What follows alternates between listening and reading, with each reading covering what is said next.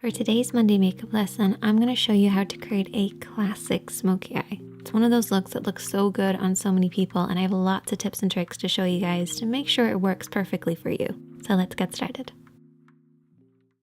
The first step to a perfect smoky eye is to make sure you're priming the lids, and you can use eyeshadow primer or concealer, but you really want to make sure you're completely covering the lid from the lash line up to the brows to create a blank canvas. This is to disguise any discoloration that we might naturally have on our lids and also give the eyeshadow something to hold on to.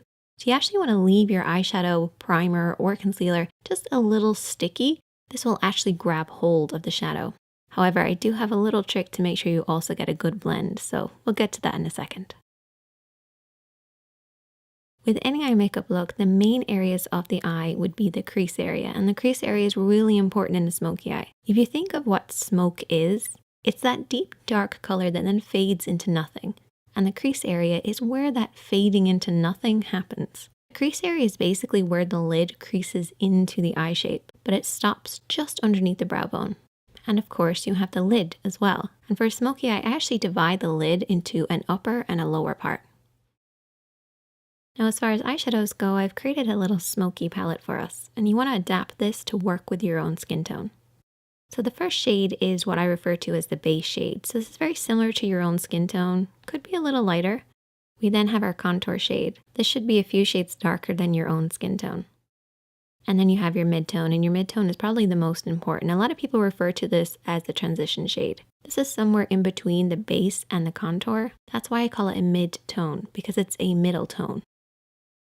And then we have our smoky shadow. So our smoky shade is basically whatever type of smoky eye that you want to create. I'm going to create a black one. So let's get started with this look, taking a blending brush and our base shade. And this is my little trick to get that perfect blend. We're basically going to start at the crease of the eye and then work up underneath the brows. So you want to pack on this base shade to create a silky powdery effect, but avoid the lid. We want the lid to stay a little tacky from the concealer and the primer, but we want that crease to be really powdery, really easy to blend over. By applying that powder, we're basically going to create an easier, softer blend. Remember how I said concealer and primer gives the shadow something to hold on to? Well, this powdery base will make sure we have something to blend over, and that's how you get that perfect soft blend. Just make sure to avoid the lid, don't come down too far, keep it from the crease right up to the brows. For the next step, we're going to keep with that same blending brush, and I haven't cleaned it off, and we're going to go in with our mid-tone, so our middle tone or our transition shade. And we're going to start over everything that we've already applied, but we're going to stop under the brow bone. So the first shadow went from the crease right up underneath the brows, avoiding the lid. And use this little diagram as a representation of what we're doing here. We're starting in this crease area and then softly blending upwards. If you're not sure where to stop and start your blend, you basically want to keep it in between these two parallel points.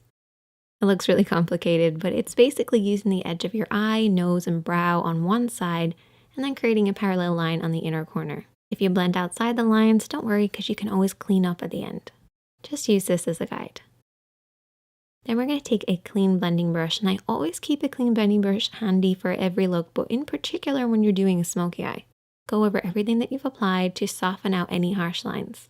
No additional product needed, just soften out those lines.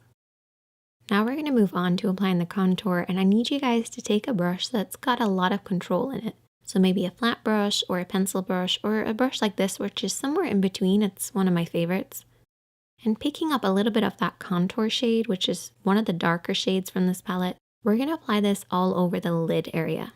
So I want you guys to keep this just to the lid, bringing it up to where that mid-tone starts in the crease, but don't go beyond that point. Really focus on the roots of the lashes and softly blend this over and back, covering the lid. Try to avoid blending this up too high because that can ruin the look. You want to keep it nice and deep and low. So what we're going to end up with is a deep dark look right at the roots of the lashes that then fades upwards, fading into that mid-tone, into that crease, and up underneath the brows. Next, I want you to take a small flat brush, something that you have the most control over. And I want you to take your smoky shadow. So whatever smoky shadow that you're using, I'm using black. And there's two ways that you can apply this. You can bring your hand down onto the lash line, or you can come at it straight on. As you can see, my hand is pretty much at the level of my nose as I'm applying this. I'm applying it using the lash roots as my guide, and follow the natural shape of your lash line. If you have your hand too low at this point, you're going to blend that black up too far. And I don't want you guys to do that. So try to keep it at around the cheek level, or bring your hand over the top and press downwards onto the lash line. Either way, just imagine that you're creating a liner look. Just coat right by those lashes and really pack it on there. Get in between those lashes, right onto that lash line. It's really important. We have to imagine that that black is coming from somewhere, so it has to start really dark at the base. Now for shaping wise, I like to have it slightly thicker just in the center. It's almost like an oval shape. This will create that classic round shape that you get with a smoky eye. So it's slightly tapered on the inside and the outside, and highest in the middle. Before you go any further, what I want you to do is take your fingertip and really press on that pigment. Push it right at those lashes. No smudging, no blending, just pushing that on there. This will remove any fallout while also making sure we're really packing that pigment right at the roots of the lashes. Once you've done that, you can then take your small blending brush or a pencil brush and softly and lightly smudge this out. Watch for your hand placement here. What I want you guys to remember is that if your hand is low, your blend will be high. And that's good at the start because we want to bring that black from the root of the lashes upwards to about the halfway point of the lid. But if you keep your hand this low throughout the entire smudging process, you're going to end up pushing it up too high. Bring that brush slightly upwards.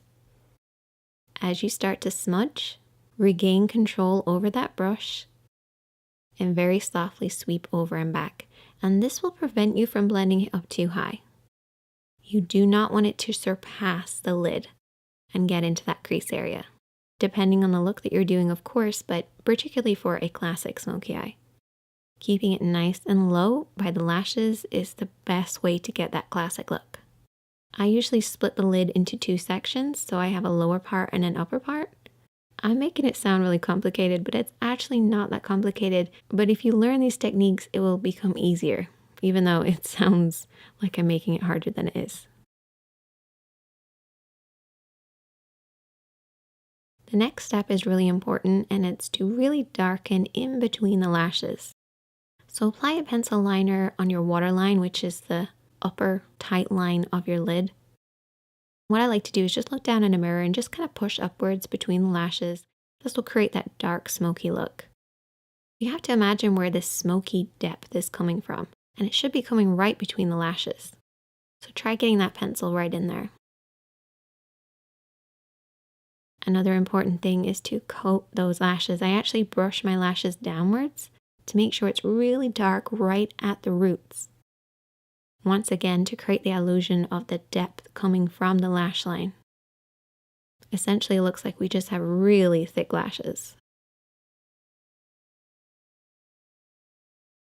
If you want to go an extra step, you can always apply invisible liner. If you watch my videos a lot, you'll know that I've talked about this. It's basically lining very, very thinly right between your lashes, as close as possible.